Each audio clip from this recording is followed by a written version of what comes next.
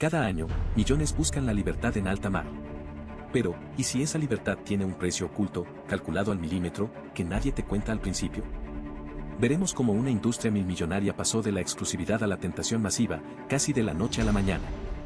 Descubrirás la estrategia detrás de esos precios base irresistibles que te enganchan desde el primer clic.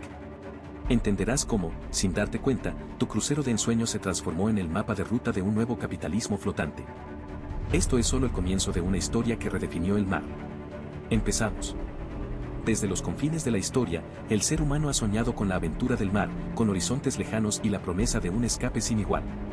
Hoy, ese anhelo se encarna en los gigantes de acero que surcan los océanos, ciudades flotantes de lujo y ocio, los cruceros modernos. Pero bajo la seductora superficie de aguas cristalinas y atardeceres dorados, se esconde una narrativa más compleja, una historia de transformación económica que ha redefinido el precio de la evasión.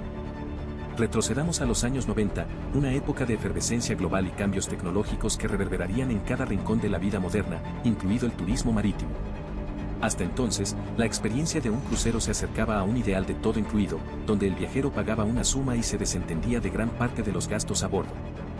Era un modelo de sencillez y previsibilidad que, sin embargo, estaba a punto de ser desafiado.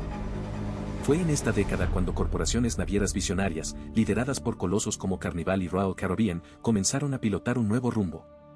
Observaron una oportunidad de mercado inmensa, atraer a un público mucho más amplio que el tradicional. La clave: ofrecer un precio base inicial tan bajo que la promesa de un viaje exótico se volviera irresistible para millones. Ya fuera por las cálidas aguas del Caribe, los paisajes históricos del Mediterráneo o las gélidas maravillas de Alaska. Esta transición no fue un ajuste menor, fue la génesis de un modelo desagregado, una revolución silenciosa que separaría el coste del viaje de la experiencia en sí misma. Si te está gustando, por favor, suscríbete, nos ayuda a seguir trayéndote más videos. El motor de este cambio fue la intensa y creciente competencia. En un mercado ávido de pasajeros, cada naviera se vio presionada a presentar las tarifas más atractivas, a capturar la atención con cifras iniciales casi irrisorias. Para compensar esos precios base reducidos, el ingenio de la industria viró hacia la generación de ingresos auxiliares, una fuente vital de rentabilidad. Detrás de esta estrategia, operan sistemas técnicos cada vez más sofisticados, algoritmos que permiten la fijación dinámica de precios, ajustándose en tiempo real a la demanda. Y la orquestación maestra de ventas adicionales, diseñadas para mejorar o para inflar la experiencia del viajero. En este tablero global, donde las corporaciones navieras son los arquitectos, los pasajeros los soñadores y las agencias de viajes los intermediarios, se da una peculiar ausencia. La de regulaciones internacionales estrictas sobre la transparencia de precios. En las vastas aguas internacionales, las líneas de cruceros gozan de una libertad considerable, una autonomía que les permite estructurar sus tarifas con una complejidad asombrosa. Y en el corazón de la psique del consumidor, opera un fenómeno conocido como el efecto anclaje, la seductora magia de un precio bajo inicial que fija una expectativa, anclando nuestra percepción de lo que debería costar la aventura. La promesa de unas vacaciones idílicas, un paraíso flotante lejos de las preocupaciones del mundo, se presenta a menudo como un lienzo en blanco. Pero a medida que el barco se adentra en el horizonte, ese lienzo comienza a llenarse, capa a capa, de detalles económicos que muchos pasajeros nunca anticiparon. La brisa marina, el sol en cubierta, la suave vibración de los motores, todo parece perfecto. Pero la verdadera odisea, para muchos, está a punto de comenzar, una travesía no por mares agitados, sino por las aguas a menudo turbulentas de un presupuesto que se expande. De una factura que crece, silenciosa pero inexorablemente, con cada día que pasa. El sueño, en ocasiones, viene con un precio que nadie mencionó al principio. En los confines de esta opulencia flotante, donde cada amanecer prometía un nuevo horizonte, la verdadera odisea, para muchos, no era geográfica, sino económica. La primera capa de ese velo ilusorio comenzó a desvanecerse casi imperceptiblemente, con las decisiones iniciales, las que parecían inocuas en el gran esquema de unas vacaciones soñadas. La cena en el restaurante de especialidad, con su ambiente íntimo y su carta de autor, no era una simple opción, sino una invitación estratégica a trascender lo incluido, a buscar una experiencia superior, justificada por el mero hecho de estar de vacaciones. Un trago premium en la piscina, un espresso genuino en lugar del café de filtro genérico, cada elección se tejía en un intrincado tapiz de gastos adicionales que, por sí solos, parecían insignificantes. La psique del consumidor, una vez a bordo, se transforma. La limitación de opciones gratuitas impulsaba, casi subliminalmente, hacia el consumo de pago. El gimnasio era libre, pero el tratamiento de spa, con sus aceites esenciales y masajes descontracturantes, se presentaba como una necesidad imperiosa tras horas de sol y exploración. Las excursiones en tierra, la joya de la corona para muchos, se ofrecían en un abanico que iba desde la opción más económica y concurrida hasta experiencias exclusivas que prometían una inmersión más profunda, un contacto más auténtico con el destino. Pocos se resistían a la tentación de lo auténtico, pagando un sobreprecio considerable por lo que, en tierra firme, quizás habría sido una simple reserva. Pero no solo eran las grandes decisiones. Era la constante cascada de microtransacciones. La conexión Wi-Fi, esencial en un mundo hiperconectado, se monetizaba por minuto o por paquete de datos, una tarifa que en tierra firme sería impensable. Las fotografías profesionales tomadas en la gala o en cubierta, los souvenirs de las boutiques del barco, las fichas del casino que se deslizaban con la esperanza de una fortuna efímera.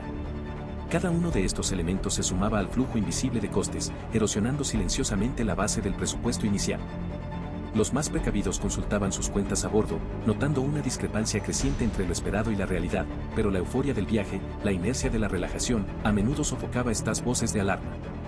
Y luego estaban las propinas, un elemento a menudo incomprendido y que se aplicaba de forma automática. Presentadas como una comodidad para el pasajero, exonerándolo de la necesidad de calcular y distribuir, estas sumas fijas por persona y día se convertían en una adición sustancial a la factura final. Multiplicadas por la duración del viaje y el número de ocupantes del camarote, representaban un porcentaje significativo del coste total, un impuesto silencioso que financiaba la labor de un ejército de tripulantes. Esta imposición, aunque estándar en la industria, era, para muchos, el primer indicio palpable de que el control sobre el gasto se había diluido drásticamente desde el momento del embarque. A medida que los días se sucedían, la tensión latente comenzaba a manifestarse. Para algunos, la preocupación se manifestaba en una súbita austeridad en los últimos días del viaje, un intento desesperado por frenar una hemorragia económica que ya era imparable. Para otros, la negación persistía, convencidos de que estaban de vacaciones y el coste adicional era simplemente parte de la experiencia. Pero la realidad, inflexible y numérica, aguardaba. No fue un iceberg, ni una tormenta inesperada lo que marcó el punto de no retorno de esta travesía. Fue la entrega de la factura final, deslizada bajo la puerta del camarote en la última noche o la madrugada del desembarque. Allí, en el frío papel, se desplegaba la cruda verdad. El sueño de lujo y despreocupación se desvanecía ante la suma total. Una cifra que a menudo superaba en un 50 o incluso un 100% el precio base que se había pagado meses atrás. No había forma de regatear, de negociar. Cada mojito, cada excursión, cada minuto de conexión, cada propina automática, se había consolidado en una deuda ineludible. El impacto era físico para muchos, el latido acelerado, la indignación, la sensación de haber sido engañado, no por una mentira directa, sino por una omisión calculada. La visión idílica de las vacaciones se teñía de amargura, el recuerdo de cada momento de placer ahora indisolublemente ligado a una carga financiera imprevista. En ese instante, la brisa marina ya no susurraba promesas, sino el eco de una promesa incumplida. La verdadera odisea había llegado a su clímax, y era evidente que, para los pasajeros, nada volvería a ser igual. La brisa marina, que antes susurraba promesas de libertad, ahora llevaba consigo el eco amargo de una decepción profunda. Para aquellos pasajeros que habían zarpado con el corazón lleno de expectativas, la revelación del coste real no fue solo un golpe a su cartera, sino una herida en la confianza, una grieta en el brillante barniz de sus vacaciones soñadas. La odisea había terminado, pero las consecuencias apenas comenzaban a manifestarse, tejiendo una intrincada red de repercusiones personales y colectivas que trascenderían la cubierta del barco. En el ámbito personal, el impacto fue inmediato y tangible. Las tarjetas de crédito, que se habían deslizado con despreocupación por los lujos a bordo, ahora acumulaban saldos inesperados, arrastrando a muchos a un pantano de deuda no planificada. El paraíso se había transformado en una carga financiera. Y la alegría de los recuerdos compartidos se vio empañada por la amargura de la factura. Hogares que esperaban volver con anécdotas felices se encontraron en cambio con discusiones tensas sobre presupuestos desequilibrados y la sensación de haber sido ingenuos. Para algunos, la experiencia generó una profunda aversión a la industria de los cruceros. Mientras que para otros, se convirtió en una lección brutal sobre la vigilancia en el consumo, forzándolos a una lectura casi forense de la letra pequeña en futuras transacciones. La inocencia del viajero despreocupado se había perdido para siempre, reemplazada por un escepticismo saludable, aunque doloroso. A nivel más amplio, la ola de descontento no derribó al coloso de la industria de los cruceros, pero sí dejó sus marcas. Las quejas y las reseñas negativas se multiplicaron en línea, alimentando debates en foros de consumidores y en redes sociales. Aunque la mayoría de las grandes compañías navieras se mantuvieron firmes en sus políticas, defendiendo la claridad de sus términos y condiciones, aunque convenientemente enterrados.